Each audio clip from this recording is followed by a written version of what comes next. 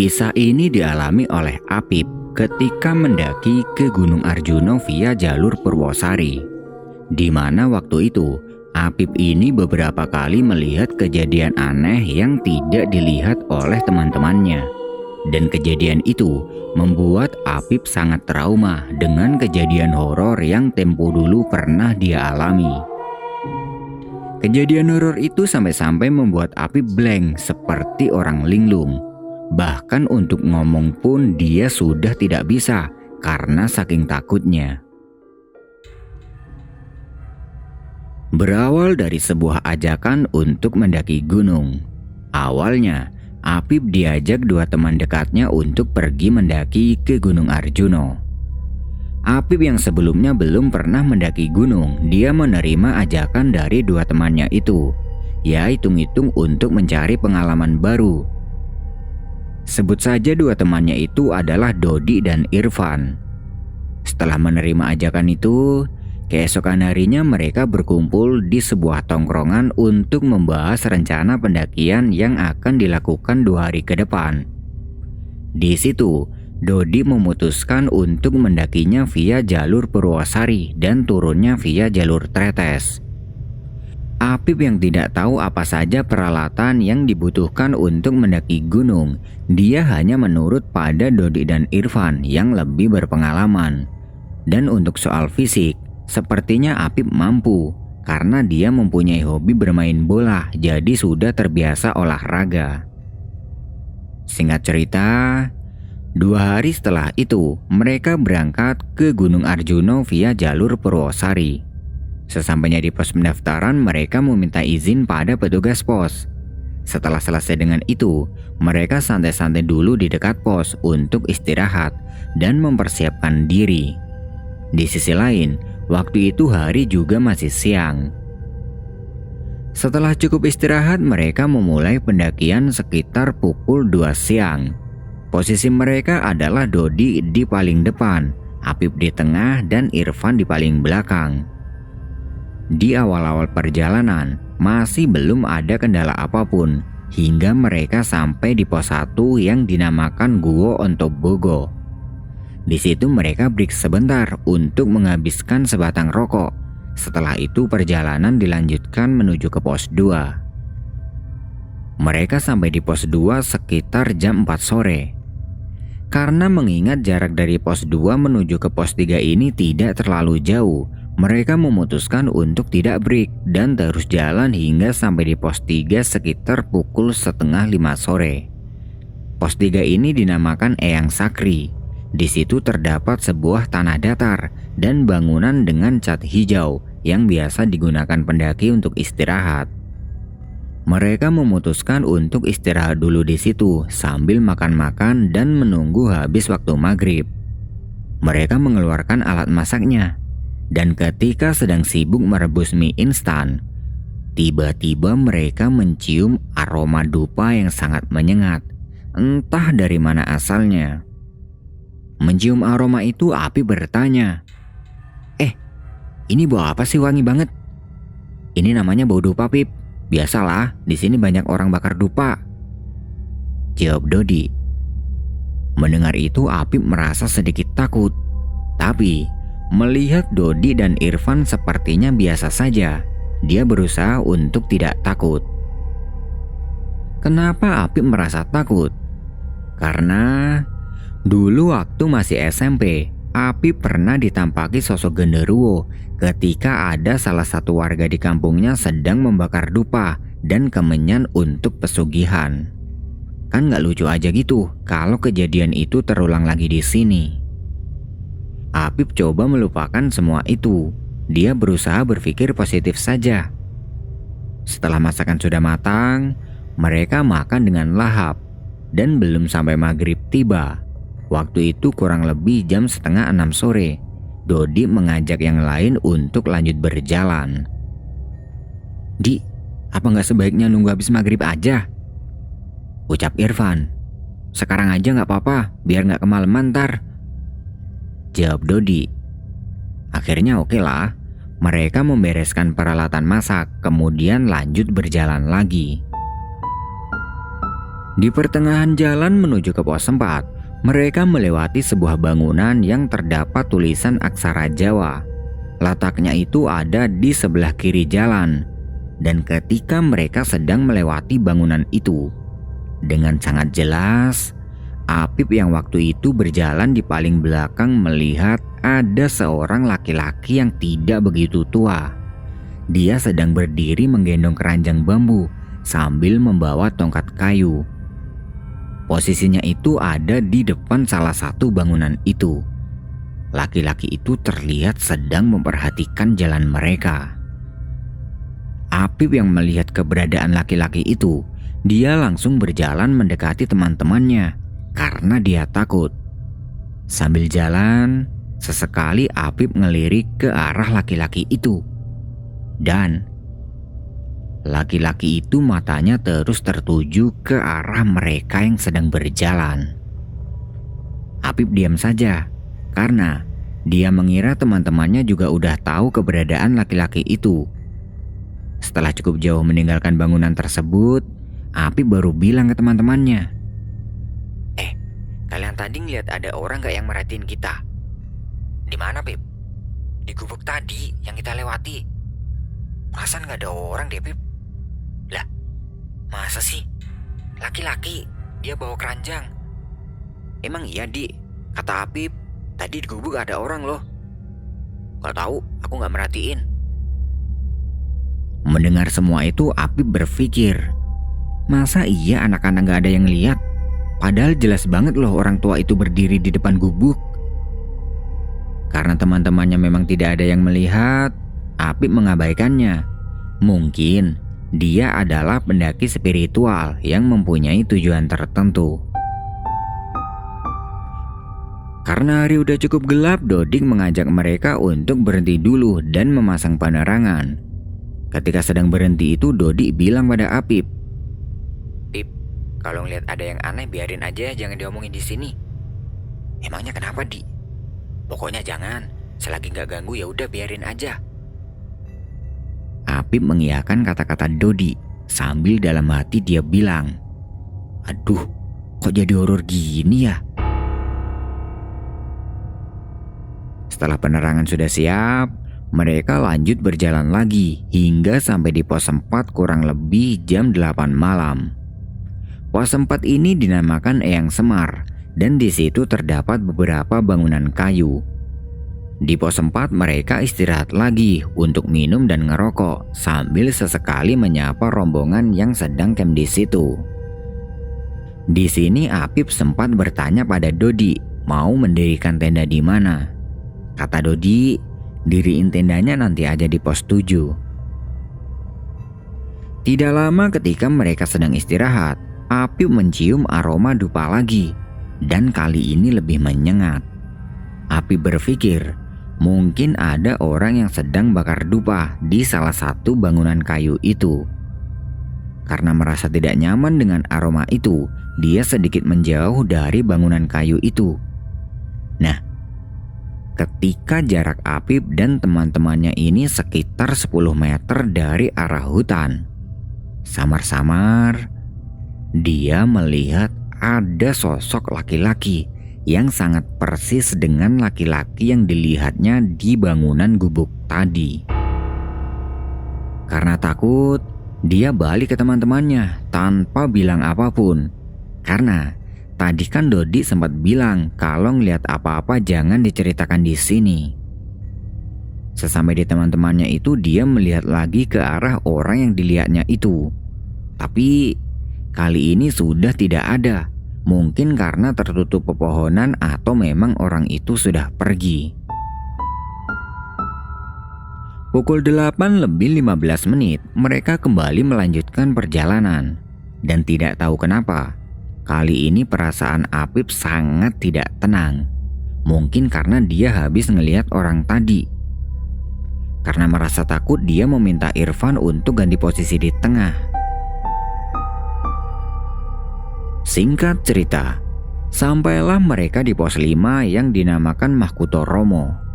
Di pos 5 itu terdapat sebuah tumpukan batu yang berbentuk candi, dan tidak jauh dari itu ada sebuah bangunan gubuk. Di pos 5 itu mereka istirahat lagi di depan bangunan gubuk untuk minum. Ketika sedang istirahat, mereka didatangi oleh seorang bapak-bapak penghuni gubuk itu. Dan bapak itu bilang, "Mau naik apa udah turun? "Mau naik, Pak." Kalau mau lanjut naik jangan lama-lama di sini, nanti kemalaman." Saran bapak itu. Setelah minum beberapa teguk air, mereka segera melanjutkan perjalanan dan berpamitan dengan bapak itu. Perjalanan kembali dilanjutkan menuju ke pos 6. Di perjalanan menuju ke pos 6, seringkali Apip celingukan. Takutnya dia melihat orang yang sebelumnya dia lihat itu ada di sini. Singkat cerita, sampailah mereka di pos 6 sekitar jam 10 malam. Di pos 6 mereka tidak berhenti, sekalian lanjut aja ke pos 7 agar tidak terlalu malam dan bisa istirahat lebih lama. Di sepanjang perjalanan, Apip masih celingukan. Takutnya ada sosok orang yang tadi itu. Sebenarnya dia ingin bilang ke teman-temannya tentang apa yang dia rasakan itu. Tapi mengingat tadi Dodi bilang kalau jangan diomongin, jadi dia memilih untuk diam aja dulu.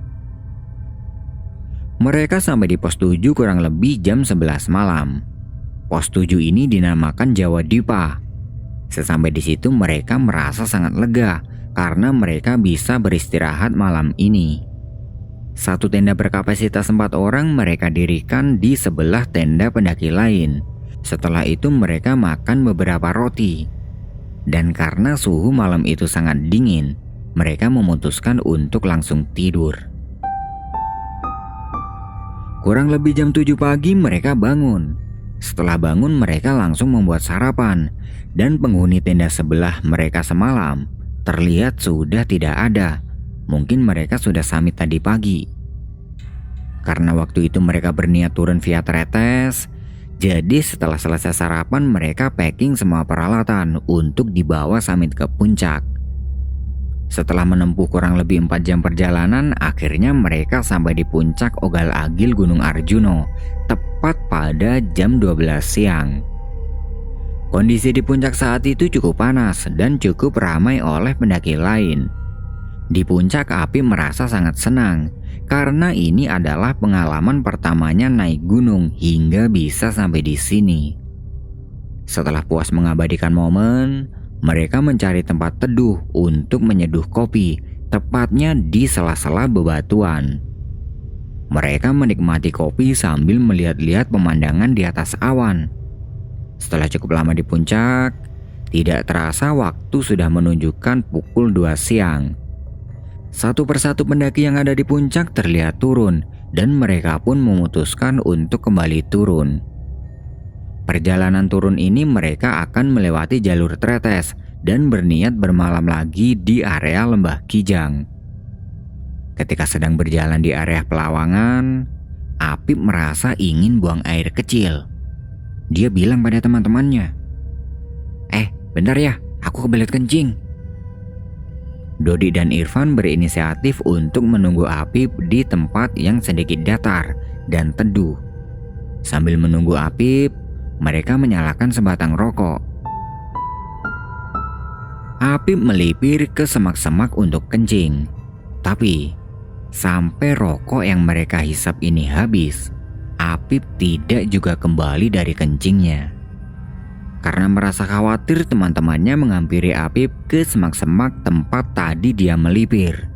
Dan di situ, mereka melihat Apip sedang duduk menutupi wajah dengan kedua tangannya. Dan badannya Apip ini gemetar hebat. Melihat keadaan Apip yang seperti itu, mereka bertanya, "Pip, kamu kenapa?" Apip tidak menjawab pertanyaan itu. Dia masih dalam keadaan yang sangat gemeteran. Tahu nggak, kenapa Apip tiba-tiba seperti itu? Nah, ketika sedang kencing tadi, dengan sengaja Apip ini ngencingin sebuah batu yang berwarna putih yang terkubur tanah sebagian. Setelah selesai kencing, dia dikagetkan dengan kemunculan sosok hitam yang menyerupai kera. Entah itu kera apa bukan. Yang jelas, sosoknya itu hitam pekat dan penuh bulu. Bola matanya merah, bertaring cukup panjang, dan mengeluarkan lendir dari mulutnya. Sosok itu tiba-tiba muncul dari semak-semak tepat di depannya Apip. Apip yang menyadari sosok itu, dia langsung kaget dan terduduk lemas dan badannya gemetar hebat. Karena sosok itu mengingatkan Apip dengan sosok genderuwo yang pernah menampakinya sewaktu dia masih duduk di bangku SMP dulu. Dodi dan Irfan kemudian membantu Apip untuk berdiri dan mengajaknya ke tempat yang lebih datar. Mereka memberi Apip minum agar lebih tenang. Tapi Apipnya tidak mau. Mereka juga masih berusaha bertanya pada Apip apa yang terjadi pada Apip.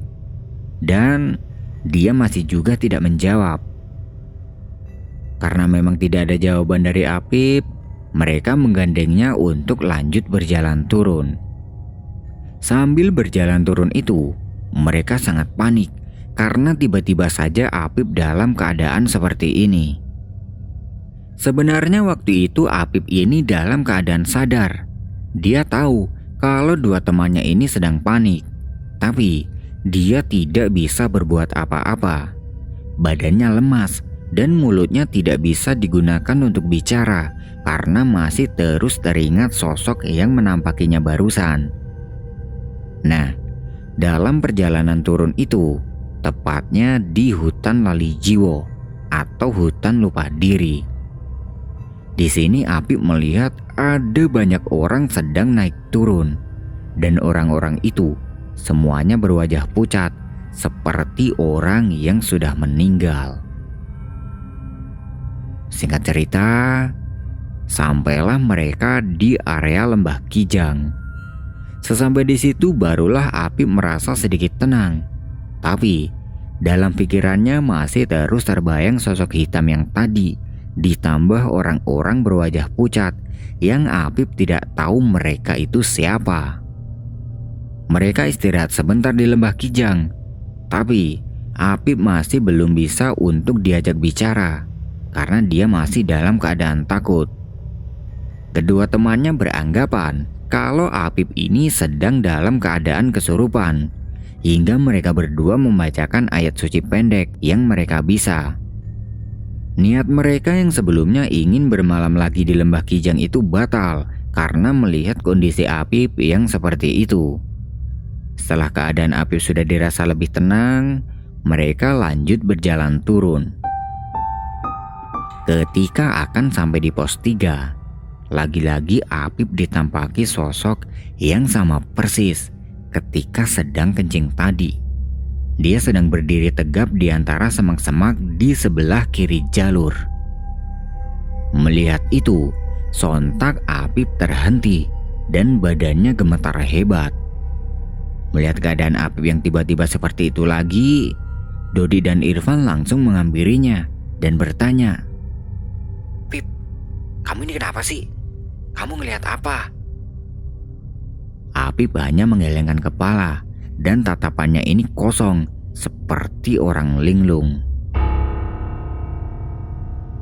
Karena jarak menuju ke pos 3 sudah dekat, mereka menggandeng Apip untuk lanjut berjalan. Sesampai di pos 3, mereka mendudukkan Apip yang masih dalam keadaan ketakutan itu di dekat bangunan milik penambang belerang. Sesampai di sini, kedua temannya semakin bingung. Ini kenapa dengan Apip? Kenapa dia tiba-tiba jadi seperti ini? Tidak lama istirahat itu, mereka didatangi bapak-bapak penambang belerang dan menanyakan keadaan Apip. Temannya kenapa, Mas? "Gak tahu, Pak. Tiba-tiba aja dia kayak orang linglung kayak gini," jawab Dodi. Bapak itu kemudian memegang keningnya Apip dan lanjut mengusap matanya. Setelah itu beliau bilang, Temannya ini kayak habis ditampaki sesuatu. Sesuatu gimana maksudnya, Pak? Habis lihat lelembut. Mendengar itu mereka berdua kaget. Kalau memang benar apa yang dikatakan bapak itu, berarti dari tadi mereka jalan ini diikuti lelembut. Mengingat hari itu sudah sore, bapak itu menyarankan agar istirahat dulu di sini. Beliau memberikan tumpangan untuk Apip agar bisa beristirahat di dalam bangunan gubuk. Melihat kebaikan bapak itu, mereka sangat berterima kasih. Kemudian mereka menggandeng Apip masuk ke dalam gubuk milik bapak itu. Dan mereka lanjut mendirikan tenda di depan bangunan gubuk tersebut. Di saat Dodi sedang sibuk mendirikan tenda dan Irfan sibuk memasak air untuk membuatkan Apip teh, bapak pemilik gubuk itu pamit pergi sebentar. Katanya dia mau mengambil air. Nah, ketika sedang tiduran di dalam gubuk itu, Apip merasa didatangi sosok orang tua yang sama persis dengan orang yang kemarin dilihatnya ketika dia naik. Orang itu tiba-tiba datang dan mengelus kepalanya Apip di bagian ubun-ubun sampai 3 kali. Setelah mengelus itu, dia langsung keluar dari gubuk tanpa mengucapkan apapun. Apip yang menyadari kedatangan dan kepergian orang itu, tiba-tiba dia merasa sangat tenang. Sosok hitam dan orang pucat yang membuatnya ketakutan itu seakan sudah lupa. Tidak lama setelah orang tadi itu keluar dari gubuk, terlihat Irfan masuk dengan membawa segelas teh. Lalu Apip bertanya pada Irfan, "Pan, orang tadi itu siapa? Orang yang mana, Pip? Yang barusan keluar? Oh, yang punya gubuk ini mungkin. Nih, minum dulu biar kamu tenang." Apip kemudian meminum teh hangat dari Irfan. Irfan mengira orang yang dimaksud Apip tadi adalah bapak pemilik gubuk ini, tapi ternyata bukan. Jadi, saat itu Apip beranggapan bahwa orang tua tadi adalah pemilik gubuk ini. Setelah meminum teh, Apip sudah sangat tenang. Dia keluar dari gubuk dan menghampiri 2 temannya dan mengajak mereka untuk lanjut turun sore ini juga. Mengingat hari sudah akan gelap, Dodi menyarankan untuk bermalam dulu aja. Takutnya kalau turun sekarang kejadian yang sama terulang lagi pada Apip. Akhirnya malam itu mereka menginap semalam lagi di pos 3. Sesekali bapak pemilik gubuk menanyakan keadaan Apip yang sudah lebih tenang dari sebelumnya. Dan syukurlah malam itu tidak terjadi apa-apa lagi pada Apip. Hanya saja dia sedikit pendiam karena masih trauma dengan kejadian tadi.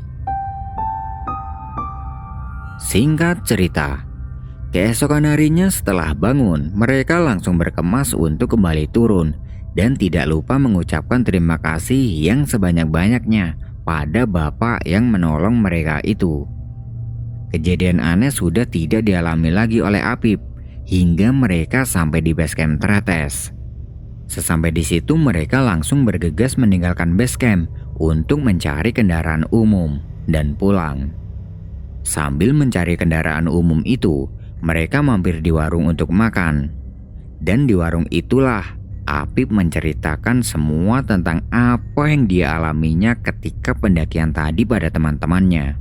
Mulai dari orang tua pas naik itu, sosok hitam yang tiba-tiba muncul setelah dia kencing, dan orang-orang yang berwajah pucat. Mendengar cerita dari Apip, kedua temannya tidak habis pikir. Berarti selama turun tadi mereka diikuti makhluk gaib, tapi hanya Apip yang menyadari semua itu. Nah, itu tadi adalah sebuah kisah horor yang bisa aku sajikan ke kalian semua. Buat yang masih stay, aku ucapin terima kasih dan tunggu kisah horor selanjutnya.